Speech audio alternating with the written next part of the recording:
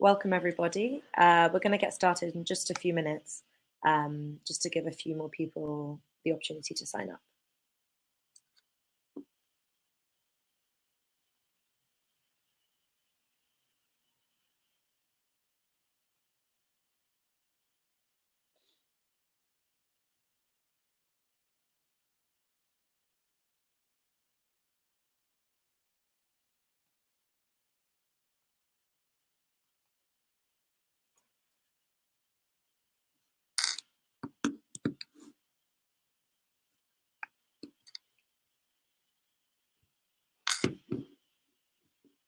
Okay, so we have a lot to fit in this discussion, so I think we'll just get straight to it. Hello everybody, thank you for tuning in to Al-Shabaka's monthly policy lab. Today's discussion is on Palestine solidarity, which is a very fitting conversation since today marks the International Day of Solidarity with Palestinian People, and this year marks 70 years since the Nakba, or the loss of the Palestinian homeland. My name is Zena Agha. I'm the US Policy Fellow for Al-Shabaka based in New York City. I have the privilege of moderating this wonderful panel today. I'm joined by Al-Shabaka members Loubna Qutami and Randa Wahbe. Before I get into the meat and introduce them and pass off onto what we'll be speaking about this afternoon, I wanted to just spend a few moments discussing format. So first our speakers will speak and present their remarks. Then they will respond to one another for a few minutes just with brief reflections. And then we'll spend the latter half of the hour discussing questions and addressing wider points that you as an audience have raised. You can ask questions at any time merely by clicking the Ask a Question tab at the bottom of your screen. You can also vote on questions that have been submitted by others, as well as commenting via Facebook Live, if that's where you're watching it, or on YouTube, and there should be links in both of those places, redirecting you to ask a question. As a more separate note, please remember you can also sign up to our mailing list using the sign up button that you should see on your screen, which will redirect you. And of course, if you like what you hear, please consider donating to Al-Shabaka to keep programs like this running. Our policy labs are entirely crowdfunded and they prove to be really successful. So any support you can give would be very much appreciated. So without further ado, let's get started. Loubna Qutami is President's postdoctoral fellow in the Department of Ethnic Studies at the University of California, Berkeley. She received her PhD in the Department of Ethnic Studies at the University of California, Riverside. She's a former executive director of the Arab Cultural and Community Center in San Francisco, as well as a founder, member, and the former International General Coordinator for the Palestine Youth Movement. Randa Wahbe is a graduate student in anthropology at Harvard University. Her research focuses on how Palestinian dead bodies are exploited by the Israeli state to facilitate its settler colonial expansion. Before starting her PhD, however, Randa coordinated international advocacy efforts for Al-Damir Prisoner Support and Human Rights Association in Ramallah for 3 years. She is a founder of Students for Justice in Palestine at both Columbia University in New York and the University of California, Los Angeles. So we have seasoned solidarity organizers with us today. First, I'm going to pass off to Loubna, who will ask whether the global Palestine solidarity movement is exerting its energies in the right places, after which Randa will respond briefly, and then Randa will offer her remarks. So Loubna, over to you. Thank you, Zena and Randa and Al-Shabaka organizers. I'm really happy to be here with you all today, especially for the people. I'd like to start off just by acknowledging that the last decade particularly has seen monumental growth and success and achievements in terms of international solidarity with Palestine and the Palestinians, from student movements to labor movements, various sectors of societies, feminist and women's organizations, queer organizations, internationalist, race-based organizations are all developing a deeper commitment, analysis, and passion for the Palestinian struggle, not because in my view, not because it is an exception to other forms of oppression happening globally, but particularly because it's a very clear way of addressing the systems of oppression that many communities in our world are experiencing. With that said, the question of, is the global Palestine solidarity movement exerting its efforts in the right places or in the right ways? In many ways, yes, but there are ways, there are places particularly that are not being attended to very much. And some of it has to do with just some of the mishaps of our terminology and our language of how and when we talk about Palestine solidarity. The first thing that I want to address is that one of the most generative things about the increase in solidarity that we're seeing today is that a lot of people are using the politics of analogy in that work. On the one hand, we hear the comparison of Palestine, the apartheid system in Palestine, to apartheid South Africa. When we use words like settler colonialism, there's a comparison of Palestine with other Commonwealth settler colonies, Australia, the United States, and so forth. When we talk about Palestine as a feminist issue, as a labor issue, there's always sort of this politics of analogy that's at play. And that's been really generative in some ways. On the other hand, the politics of analogy sometimes hinders us from seeing deeper nuances to the Palestinian condition and to place Palestine within its historical and geopolitical context. So where it's generative on the one hand, it also collapses distinctions and new creative ways in which we could be thinking about solidarity. One of those examples is the question of thinking of these different geographies and causes and communities not as analogies, but as dimensions to the Palestinian struggle. That's something I'd like to propose. And to give an example of that, the question of the Arab region, right, the geopolitics that surround Palestine. When we talk about Palestine solidarity, even that term doesn't seem to apply in the same way in the Arab context, because Arab people suffer by Zionist regional hegemony, US imperialism in that region, and are also fighting and have been fighting for decades for sovereignty and freedom from Arab dictators and neo-imperial agendas in the region. So by thinking of the Arab dimension in that way, and we think of Palestine solidarity, a lot of people are saying, well, where is the boycott, divestment, and sanctions movement in the Arab countries? And then trying to think of it in a very narrow ways, people start thinking about companies that we can boycott in the Arab countries, as opposed to thinking of boycott or anti-normalization in this broader way related to the Arab nation states and the connections on the ground for social justice and against poverty and against corruption and nepotism and oppression of those Arab regimes being deeply linked to the question of Palestinian liberation. Recently, we saw movement workers in Jordan finally reach a success with the decision of the Hashemite kingdom, King Abdullah, to end the Jordan Valley Agreement, which would had leased for over 25 years the Jordan Valley land to the Israelis. And so that's the type of solidarity that we could see a lot more of. Solidarity that focuses on the public sector, that thinks of it as the broader society and not just private companies or thinking of it in campaign terms. The second thing that also applies to the question of third world countries as well, fighting for third world countries to end their cooperation, whether military arms cooperation with the Israeli state, especially as Israel becomes a forerunner in global surveillance, crowd control, arms trade technology. How do we shift our understanding of solidarity with the Palestinian to really generate a stronger global anti-Zionist movement in which people of the world fighting against various forms of oppression also take issue with Zionism and the Israeli state because of the way that it's had its hand in multiple forms of war and oppression and violence that they've endured. The second thing that I wanted to address, and I'll let Randa pick up from here, is the question of sometimes the conflation of the Palestine solidarity movement's relationship between anti-Zionism or critique or pressure of Israel with Palestinian solidarity or solidarity with the Palestinians.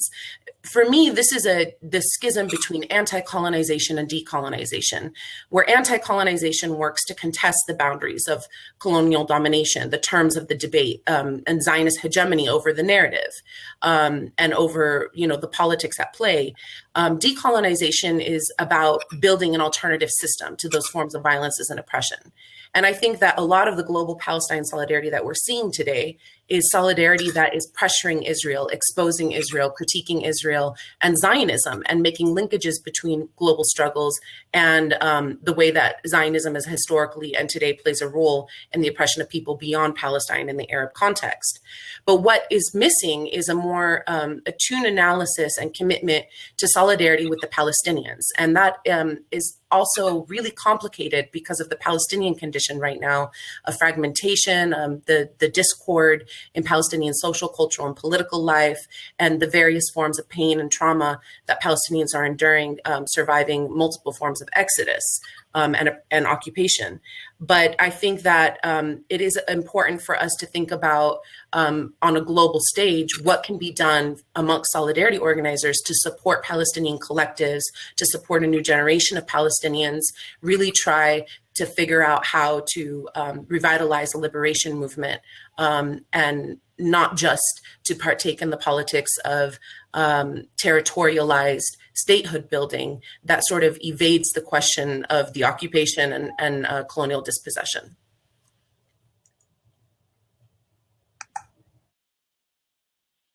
Thank you, Loubna. Just a reminder that you can ask questions at any point. So just by clicking on the questions button that you see on your screen. So feel free to pose it at any point and we'll get to it later. And also just another reminder that you can also check out our website where Loubna has written extensively on this and other subjects, and sign up to our mailing list to read more of Loubna's work. Now I'll pass over to Randa, who will ask whether Palestinian self-determination is sufficiently reflected within the movement, and whether there's a schism between Palestinians in exile, Palestinians in Palestine, and the Palestinian solidarity movement at large, as well as addressing some of Loubna's points that she just made.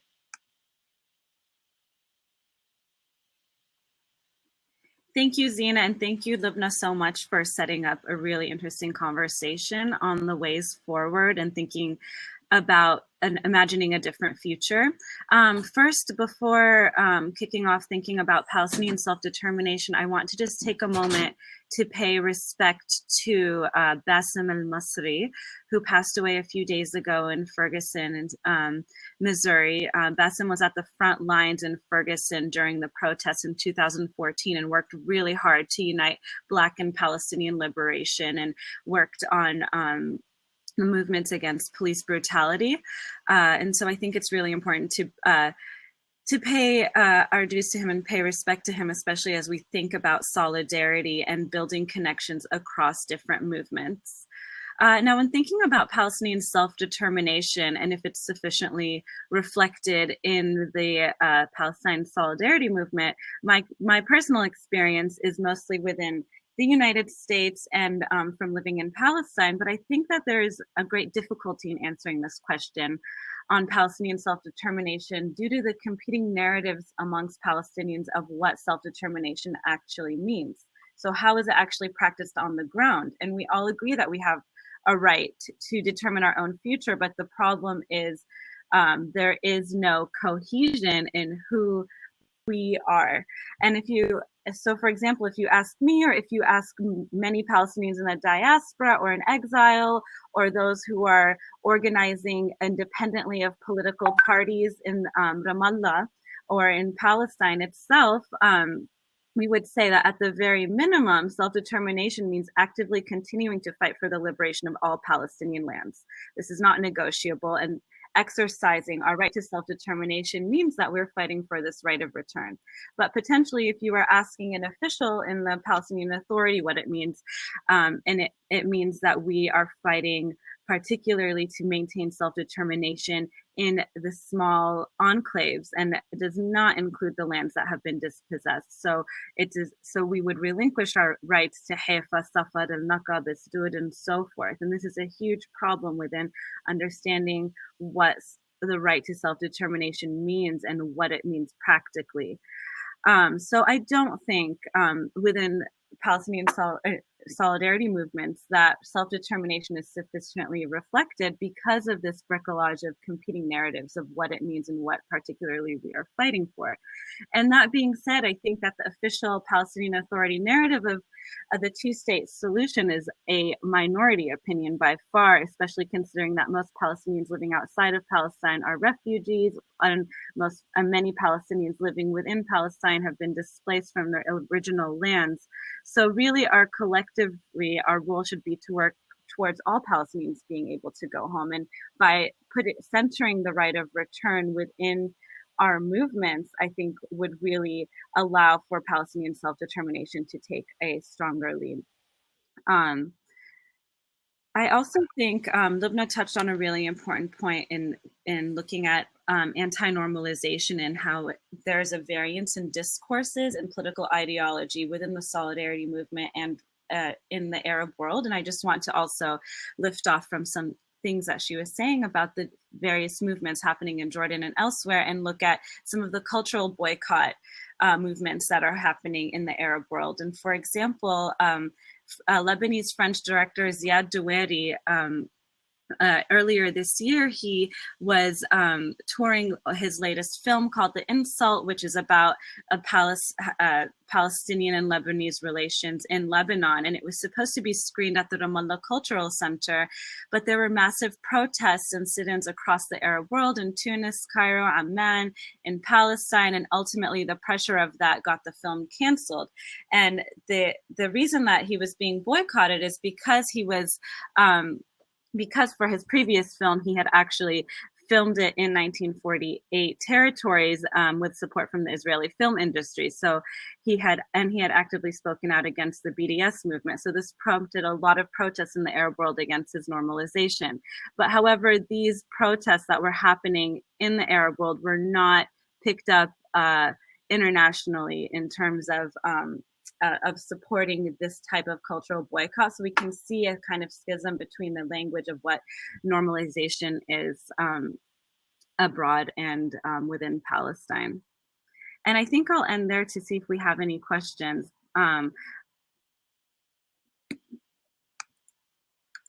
Wonderful.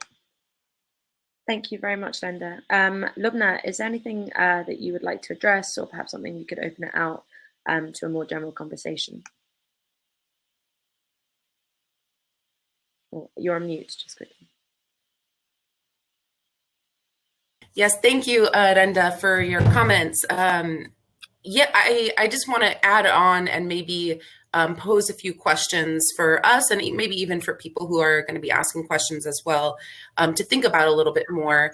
I think that, you know, the way that we talk about self-determination, as you mentioned, like who gets counted under those rubrics of self-determination and representation amidst extensive ideological and geographic fragmentation, alienation of many people outside of Palestine, and to be honest, alienation of Palestinian people inside of Palestine, because we know that the Palestinian Authority is also not representing their interests in many ways as well.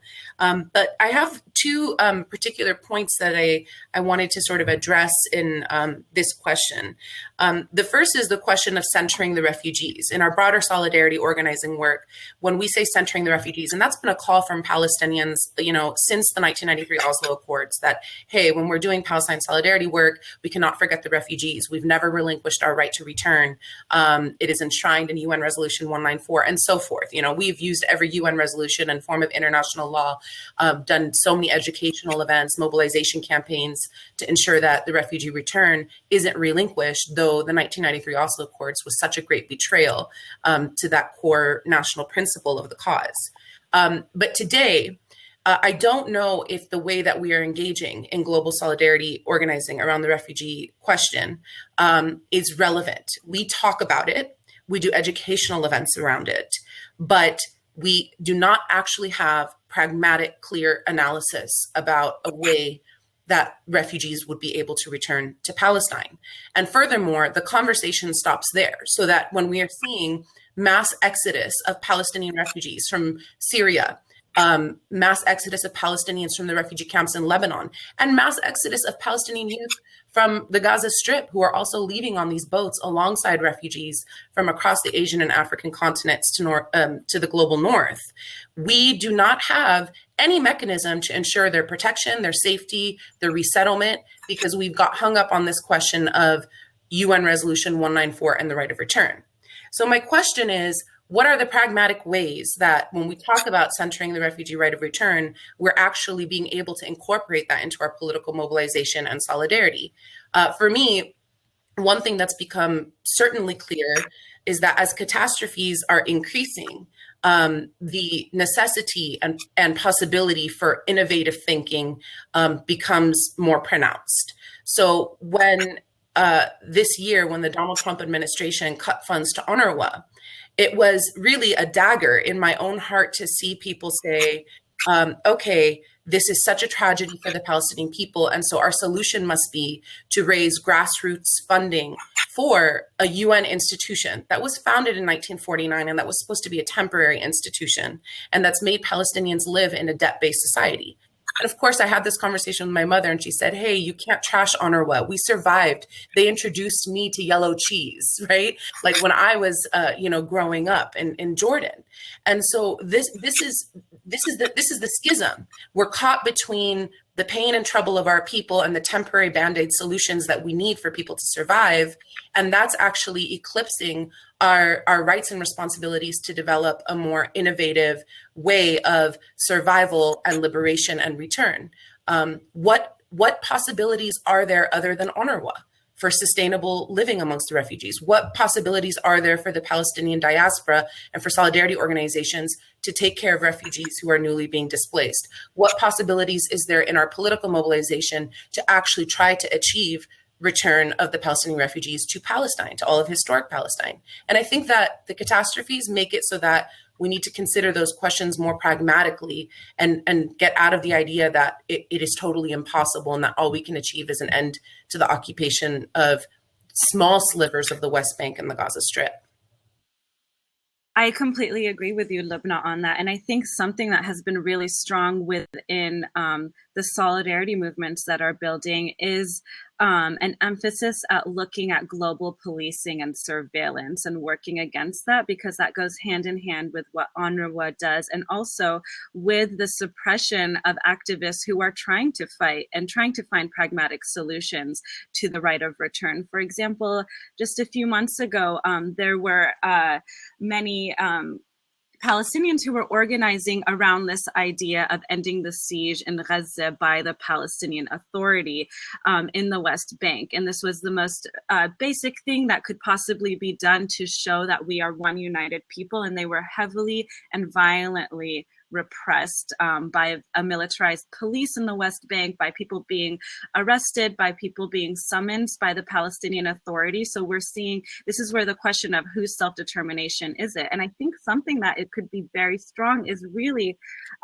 focusing on global policing and on looking at how, where the Palestinian Authority is receiving its funding. What does the security coordination between Israel and the Palestinian Authority fit into the global context? And I think this is something that we can begin to work on, because if you look at the movements in the West Bank, we often hear that there's this double or triple occupation. One of them is from UNRWA, one of them is from the Palestinian Authority, and one of them is from Israel. And despite all of that, and despite that seeming daunting, we still see that people are imagining different possibilities and futures. And you can see that and through the ways that they overcome boundaries and borders to be able to create connections based on the right of return and based on the fact that we are one people, even if we can never actually come together. And I think something that was very strong that happened several years ago was the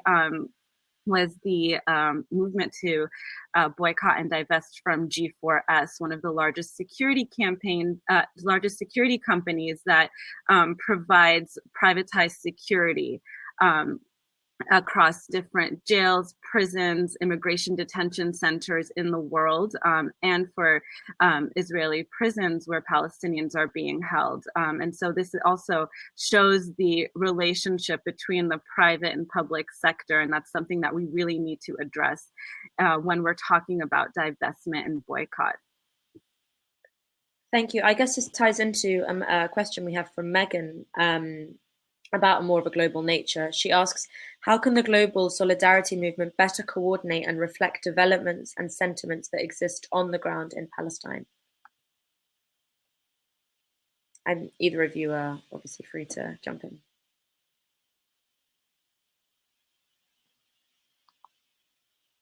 Randa, should I go?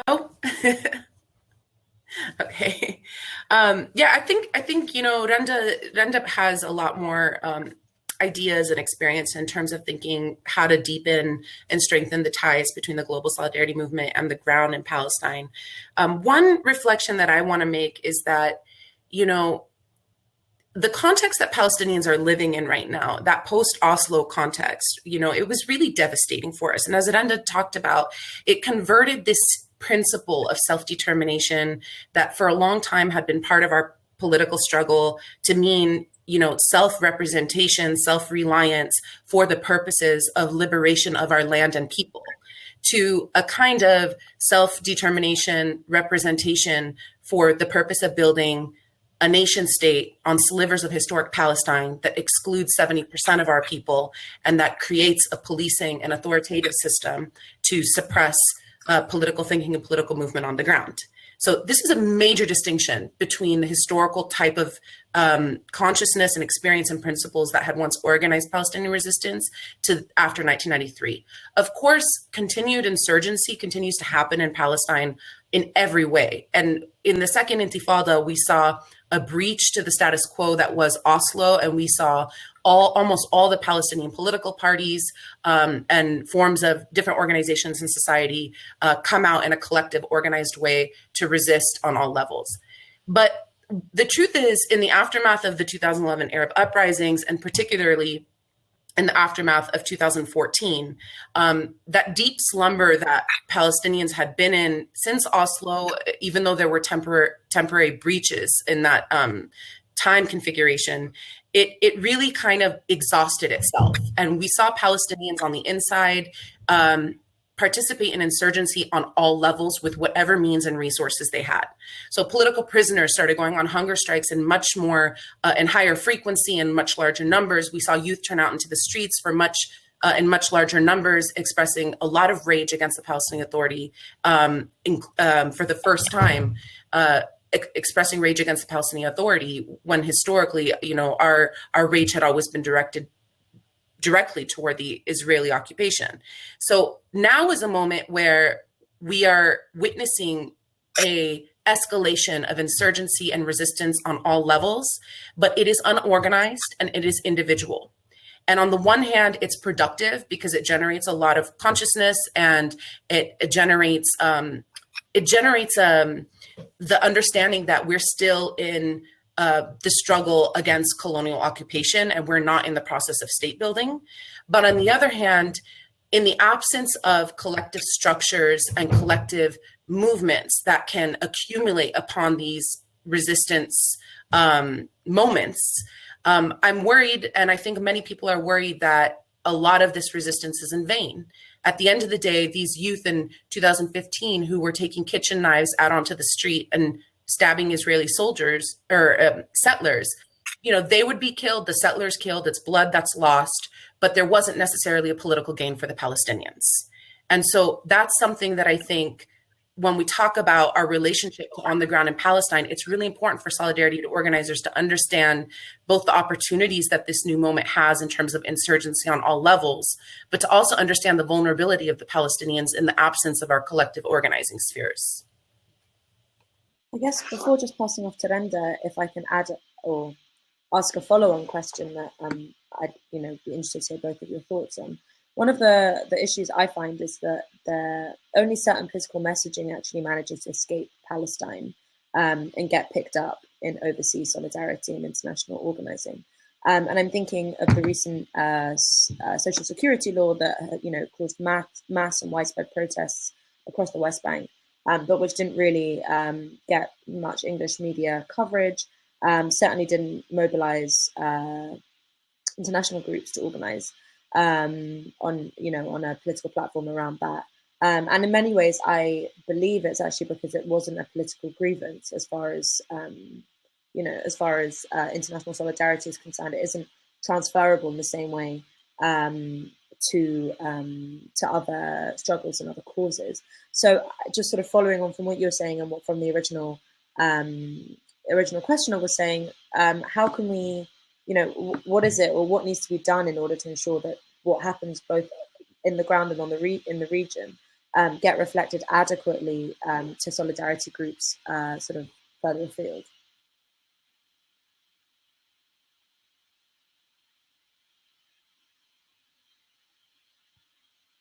Thank you, Zena and Loubna. I'm thinking about this question of collective structures, and I can't help but go back to think about policing and surveillance. And part of the reason that there is this degradation of collective structures or collectives that collapse because of the extreme levels of surveillance that don't want there to be any collective movements that are outside of the official political paradigms that can be controlled more easily. So I'm trying to think of what are the creative ways, and this is a huge challenge that that we need to tackle. What are the ways that we can tap into these independent movements that are happening in Palestine on the ground that are outside of any political body, but are that kind of mirror what was going on during the first Intifada, that are about social issues such as the Social Security bill, or are about things like lifting the siege on Gaza, or about normalization. How do we translate that internationally while still protecting those who are working really hard on them on the ground? And I think this is a challenge that we're still trying to figure out. And this is possibly where Palestinians, or those who have the access or privilege to be able to communicate on both levels, who are able to go to Palestine, who are able to connect and work on the ground and still have ties and connections globally, can really uplift those voices and really bring them to the forefront. Because I also think something that I've noticed in the international solidarity movement is this emphasis on BDS. And I do believe that we should have strategic targets, but at the same time, the BDS movement does not capture a lot of what's happening on the ground. And like a lot of the political tensions that are happening don't fit into BDS's strategic goals, but those are what people are concerned about in Palestine. So those are things that we should be working on more. So I think maybe this is, I would love to hear from Loubna on how PYM and GUPS have actually worked to sustain these movements and to create better collaboration between Palestinians here and there. Yeah, Loubna, if you wouldn't mind or both of you actually, I'd be interested to hear the way in which student organising has come to bear, and youth organising internationally, from Palestinians in exile, but also non-Palestinians who are in solidarity with the cause, how that has played out. Yeah, thank you for that comment, and I think it's really important. I mean, Palestinian Youth Movement, when it first began, it was a transnational organization. It was created in 2006. And really the goal was for young Palestinians to connect with each other despite their different geographies and ideological backgrounds, because young people were feeling so suffocated by the different forms of fragmentation and stagnation they were experiencing. You know, they're witnessing, 13 years after Oslo, the occupation was nowhere, an end to the occupation was nowhere in sight. And now Palestinian political life was totally ruptured, and the fragmentation between Fatah and Hamas had begun. And youth really had no strong role. So the idea was that these Palestinian youth in Palestine, from within the Arab region and from Europe, should be getting together to think about how to unite our cause as one cause and one people, to sort of reverse the segmentation that the Oslo Accords had prescribed. And that was a very difficult project. I mean, we sustained ourselves through these international summer schools and programs for many years.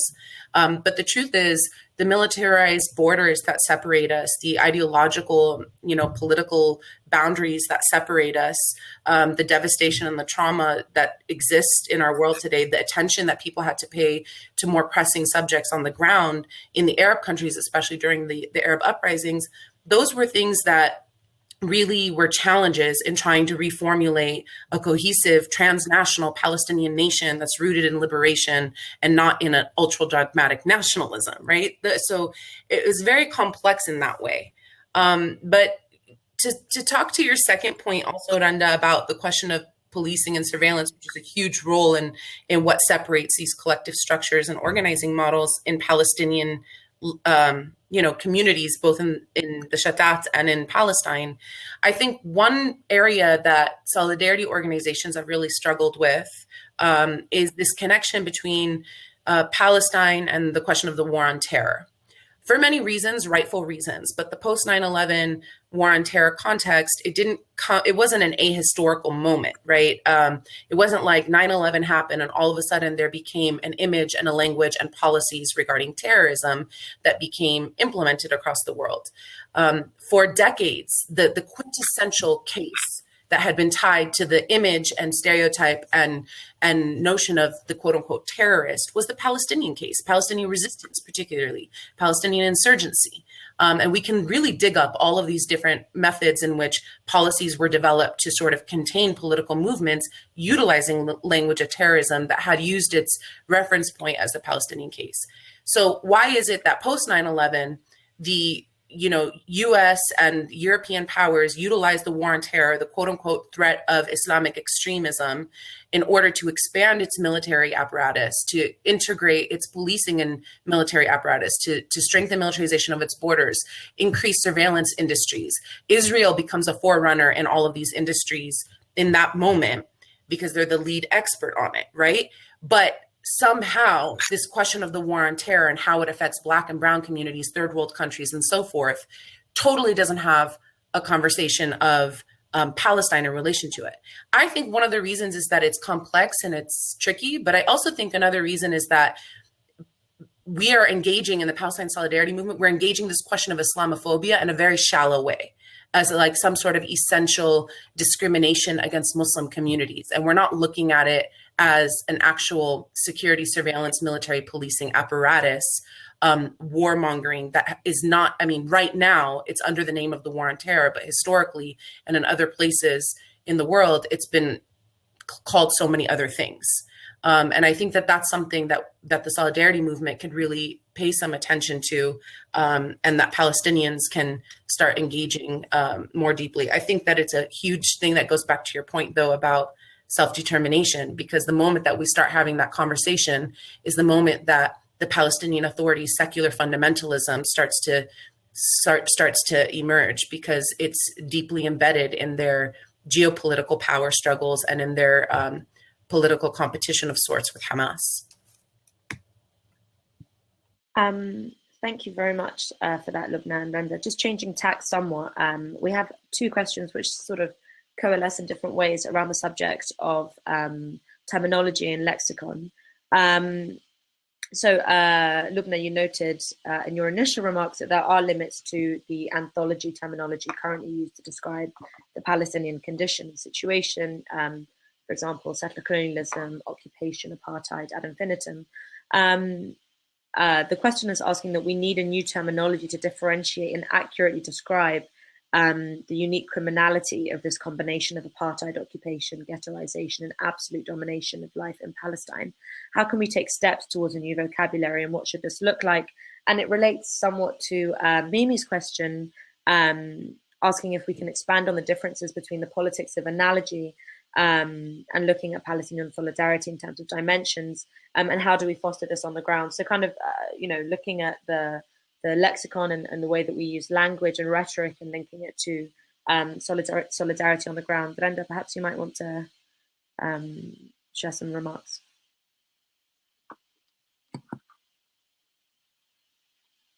Sure. Just on the conversation on terminology, I think we're always looking for new language to describe what's happening on the ground. And part of that is to be able to try to translate Israeli domination internationally. So there's settler colonialism has been something that's been discussed for decades now in different language, like Fayez Sayegh was talking about settler colonialism in terms of Zionist colonialism in relationship to European colonialism and so forth. But I think something that's really important, and I see steps being made towards this, is really rooting all of this and looking at white supremacy and looking at the ways that we really need to integrate how various forms of domination are all rooted in this type of hierarchy that suppresses people of color. And so I think that's something that's really important to consider. I would also point, sorry, just before Loubna shares her remarks, I would point, participants to look at a previous webinar. The last policy lab we had was actually on narrative, following on a policy brief that we published with Al-Shabaka. So there is more written about this, and this is definitely certainly a complicated and in-depth subject. Sorry, Loubna, over to you. Thank you for both of those contributions. I think that this is a question around narrative that's actually deeply tied to the question around where do we go from here politically. On the one hand, we have an abundance of ideologies that have been already formed, that we've implemented in our history, scholarship, and our narrative as a Palestinian struggle, that are certainly relevant and that are still used today. So you'll find, the hardcore Marxists writing about Palestine as class struggle, or as you'll find hardcore people who, are committed to sort of the race paradigm, who will talk about it as racial colonialism, and people who are believing in the question of indigenous erasure, who will talk about it as settler colonialism, and then the nationalists who will talk about it as national struggle. I mean, we'll always have all of those different paradigms and languages. For me, I think what's really helpful is finding a way to find what is useful in all of those ideologies and paradigms and like analogies and dimensions, and to not allow it to become the unilateral frame of the Palestinian narrative. And so in order to do that, every time I get really excited about a particular frame, like apartheid or like settler colonialism, what I have to do is introduce a new moment in Palestinian history and a new Palestinian demographic. So sometimes the apartheid frame, for example, doesn't account for the Palestinian refugees in Lebanon or in Syria or in Jordan. So I think those kinds of things are really helpful in the kind of political education we're doing in our solidarity organizations, and in the types of scholarship and narrative and meaning making that we're doing in our art, in our writing, and so forth, that we need to be able to not feel constrained by particular ideas and ideologies and comparisons, but to find the usefulness, utility in each of them in formulating something that feels true to the totality of the Palestinian experience. I guess related to that, how do we foster this on the ground, if there is a way? I just, what do you mean by foster this on the ground? Like the changes in language and discourse? Yeah. So I think this is a question, I mean, I feel like I spend a lot of time when I'm in the United States trying to create these analogies to describe what is happening on the ground, but that's not necessarily something that I would need to do in Palestine to be able to like understand what's happening. And I don't think there is, I don't think there is necessarily a language that can ever necessarily capture the dispossession that Palestinians face. And I think that's always going to be a constantly changing language. And I think this is where the power of narrative or of explaining, I think this is where it's very important to bring in people's stories and like personal, to elevate those particular cases where we can,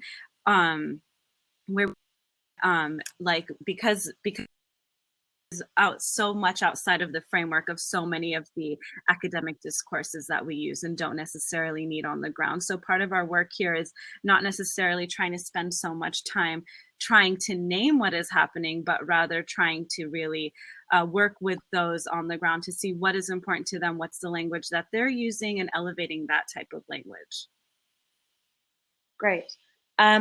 So again, we have a question here from Rochelle Watson, who's wondering if either of you have any thoughts on what type of resolutions would be helpful for larger church denominations, i.e. Presbyterian, UCC, etc., to work to pass at their national gatherings now now that the denominations have divested, given such resolutions provide huge educational opportunities to mainstream America. So what I mean, and if I could rephrase it somewhat, what resolutions should we be seeking to focus on now that many churches have divested?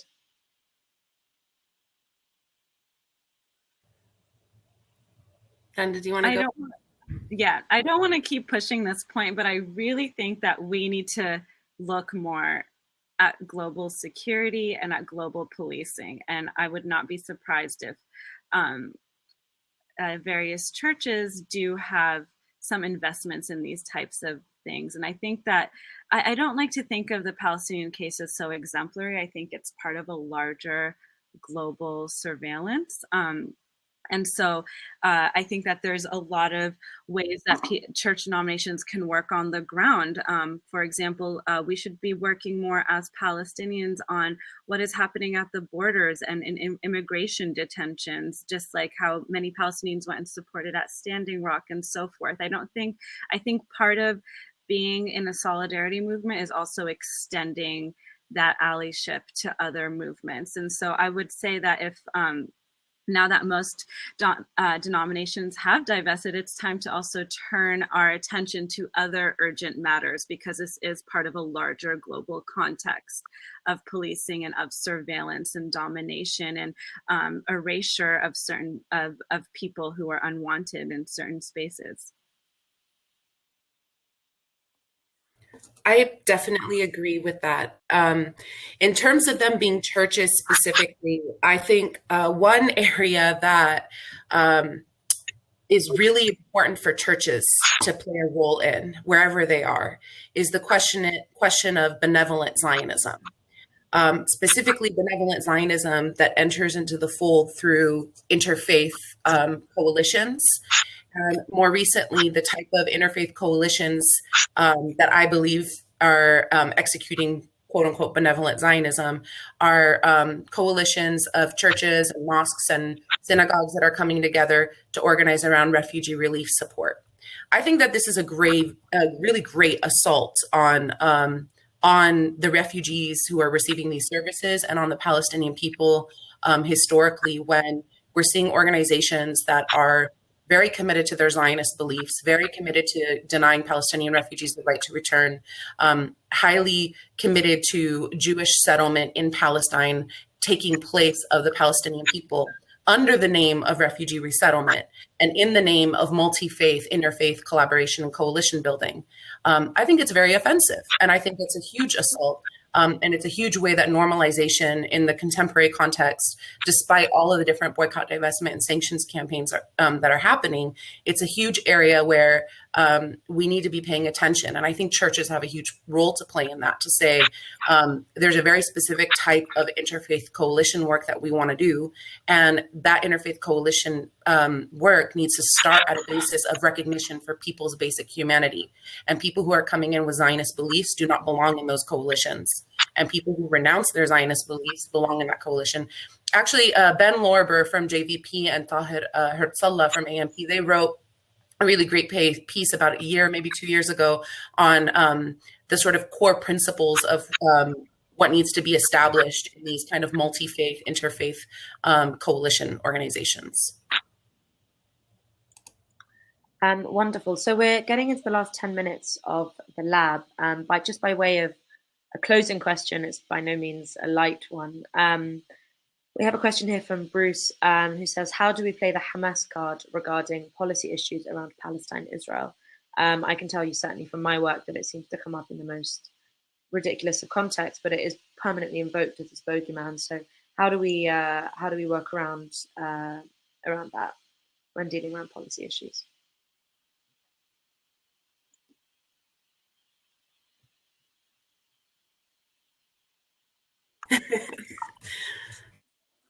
Randa, you want to go for it?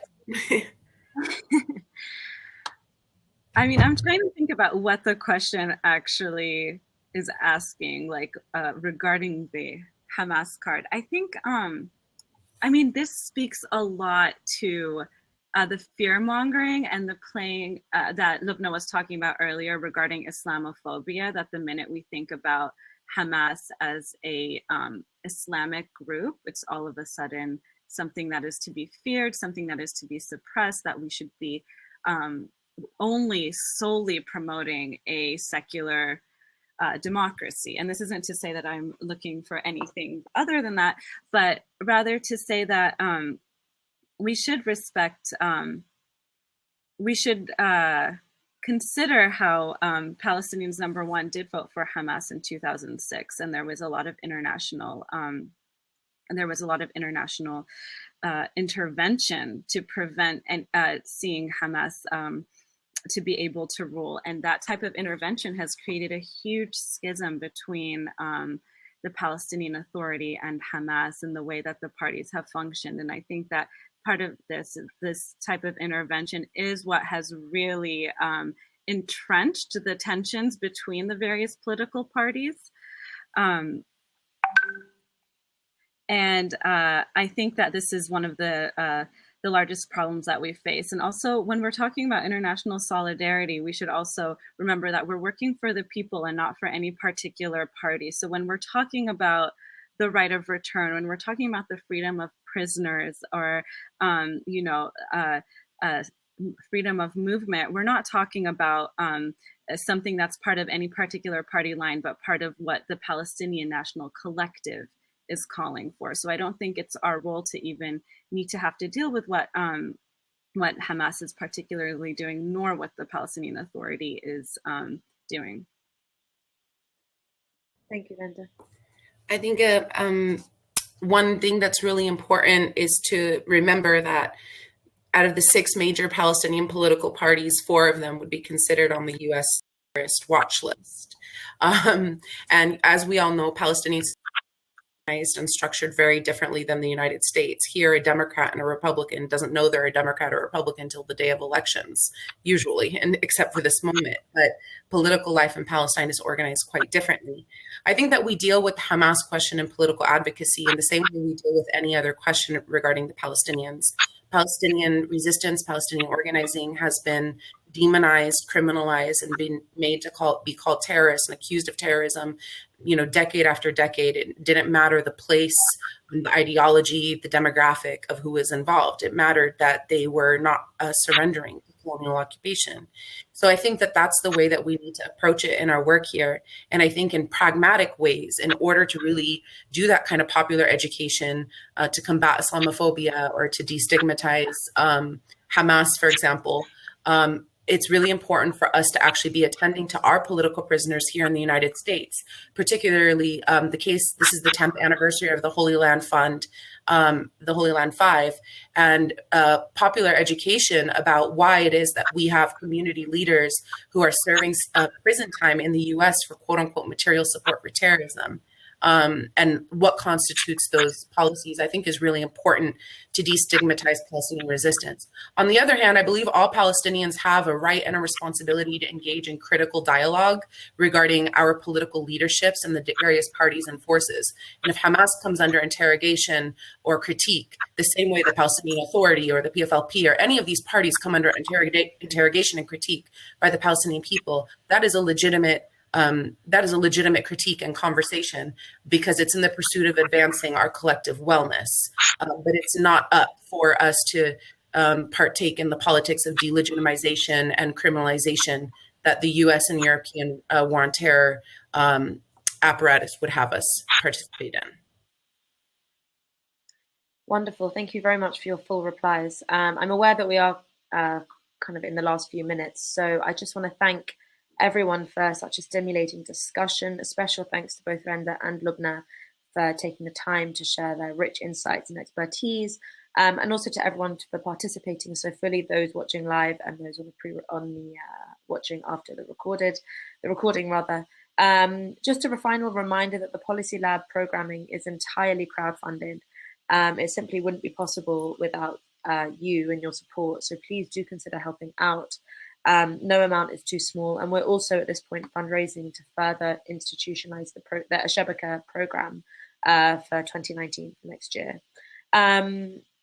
Also, another reminder that you can always read more at our website, sign up for our mailing list to receive our content, and I hope to see you all soon. Thank you very much for tuning in, and be well.